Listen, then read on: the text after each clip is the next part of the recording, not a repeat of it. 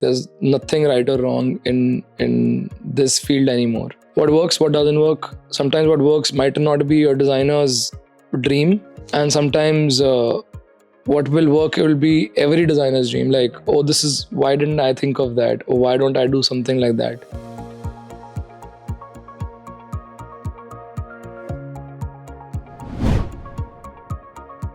I honestly learned on my own, so there was no rules that I followed. I did not know any of the rules. It was just me looking at things and either trying to recreate them or thinking that, okay, I will do this and it'll look cool. So it all started with that, and there are no such rules. I spent a lot of time thinking about how to do certain things and not looking at the basics, because I thought, why do I learn basics? But I recommend anyone entering the field learn the basics. It's important.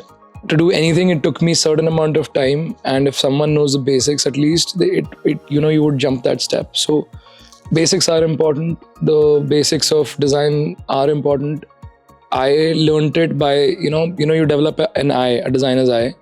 So I learned it by that. I was implementing the principles without even knowing the principles. So in the end, then I had to go back, relearn the principles, because ultimately when you're running a team, you have to explain to them why what you're saying matters, why what you're saying is important. So why what I am saying, they should be following.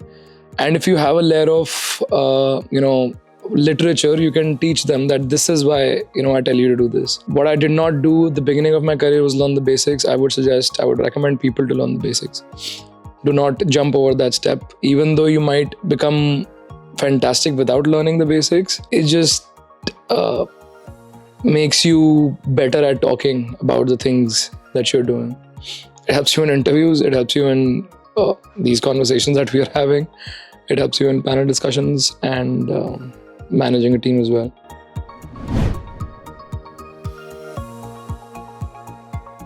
Don't strive for perfection now. Don't strive for perfection. Understand the context that you're designing for. A lot of what we've been taught from the get-go is, you need to apply these principles and you need to be doing, this is supposed to be done like this. But now the rules have changed.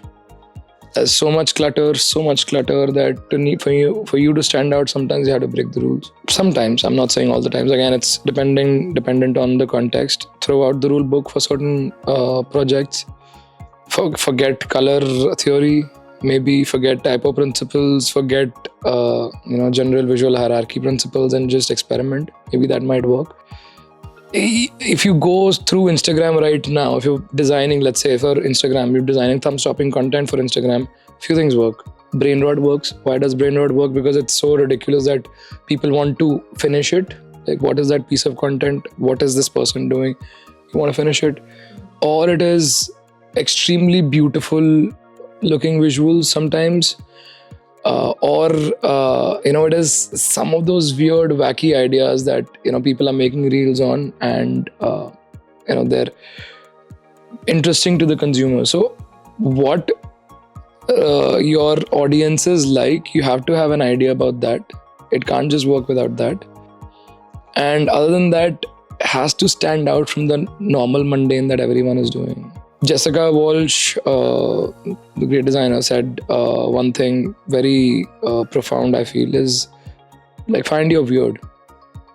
Your weird will help you, do some wacky work which will stand out. Like, everyone is doing perfect looking visuals, but you need to stand out by some way or the other. That's what everyone is striving for. Are you striving for attention now, right? So if you're not standing out, whether be it wacky, whether be it extremely beautiful looking things, whether be it brain rot, I don't know. People want to stand out. So there's a Pakistani cookie brand that I suddenly remember. I think it's called Crumble. They have the most insane content. Like, they're making content about anything or the other. And it's not beautiful to look at. It's not great production value, but you look at it, you want to stop and stare at it. You want to go through the entire thing.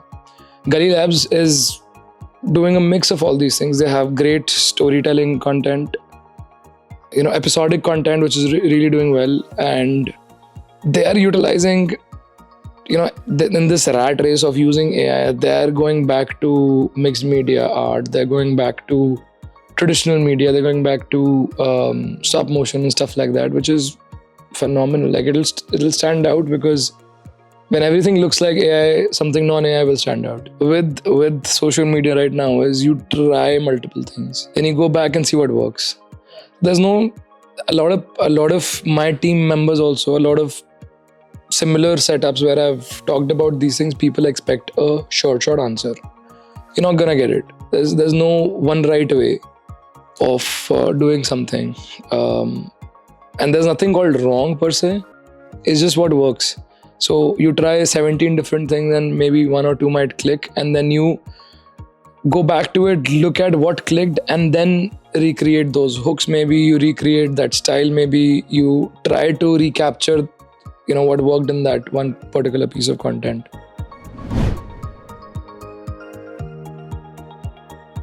I'll start with what holds them back. Like a lot of people I now encounter, this whole idea of wasted effort is big among even certain junior members of my team, and which I've been singing about for the last 10 years, since the time I've come into a managerial role, started my own studio, handled larger teams.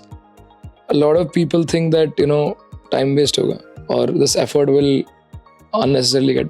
I don't think so.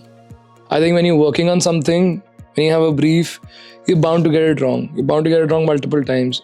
But that when you get it wrong, you learn something out of it. It will never be wasted effort. Nothing is wasted. You learned a new skill. Maybe you've learned possibly what your brief reading skills get better, right? If you do something wrong, the first reading of the brief is you've deciphered it incorrectly. You'll end up learning from it, and maybe the next time you won't make that mistake. You're saving more time than wasting time right now, right at the end of the day. So that's one thing that I feel like people should not focus on too much. Another thing to not focus on is, if you're excited about something, do it. Don't think of work-life balance. Don't think of this is the time that it took. Don't think of any of that. I get taking a break. I get going for holidays. Do it.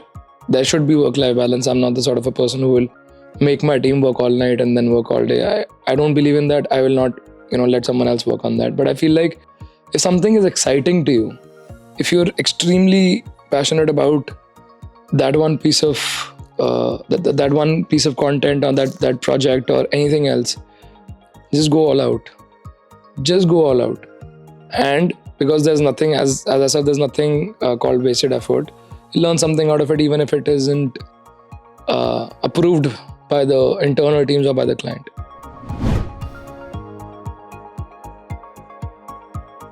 I don't have an answer particularly for design per se, because design is something that 80% of my clients don't understand.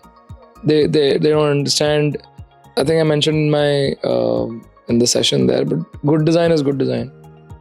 No matter like how anyone would call it, if it looks pleasing to the eye, it gets approved 80% of the times. Now the problem comes in when you're doing something out of the ordinary, then you have to explain to the client that you're the subject matter expertise. You have to, like, literally, it's the most difficult thing in the world, I would suggest, is selling your ideas. It's easy to make it. It's easy to bring a team and build it. But selling it to the client first and to the end user, it requires, you have to trust your gut a lot of times. Intuition, you have to trust your intuition.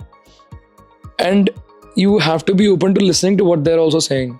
And when I say you have to listen to it, you have to listen to it from the point of view of them. And if you disagree with them, you have to turn them around to understand that what you're saying makes more sense. Now, I cannot teach that per se. That's a skill set you built over the years. That's a skill. It's also a point of conviction. How do you talk about your idea with conviction? People buy it. I've seen my team struggling to sell the same thing, and I step in and I sell it. Sometimes it's by the way of logic. Like you explain logic to people, they usually understand. Sometimes it's the way of playing the people that are in front of you, understanding who they are, and then appeasing to a certain personality trait of theirs and selling it. Sometimes it just doesn't work, and then you have to figure out what to do. There's no one way of doing it. Experience teaches you a lot of things. One thing that experience taught me like really well was to know when to shut up. It's very important. Like I've literally stopped words coming out of my mouth at the last minute, because I knew if I checked myself, because I had the wherewithal to understand that if I say it, this guy's gonna get pissed.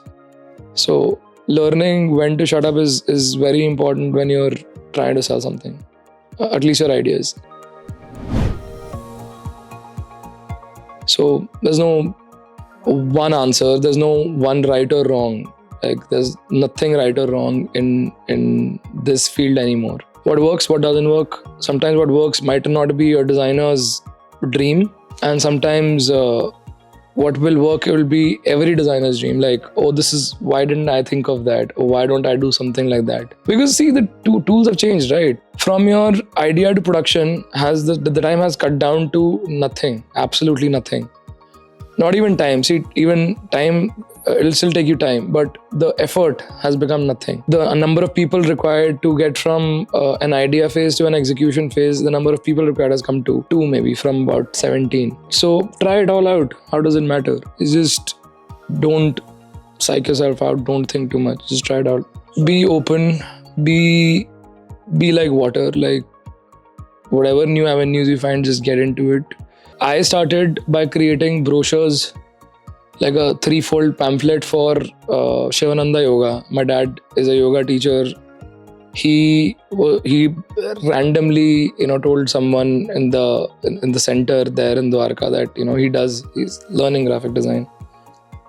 So I used to hate it at that time. I was like, I don't want to do this. Why am I doing this? But it taught me about layout. It taught me about, I did it free, of course. Taught me about layout. It taught me a software.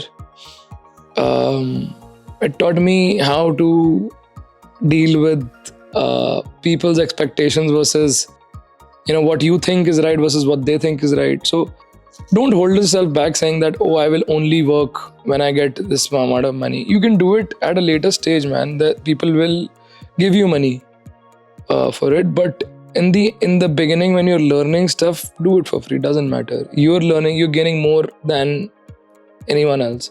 Be open-minded about the tools you're encountering. Yeah, like don't be restricted in the tools that you're learning. Don't be restrictive in terms of talking to people, understanding their point of view, and also don't, now more than ever, do not get stuck on the tools you're using. About a year and a half back or a couple of years back, it was, oh, I used AI. Clients were happy, design teams were happy, internal stakeholders were happy. Now it has come down to, okay, everyone can use AI. What are you doing with it?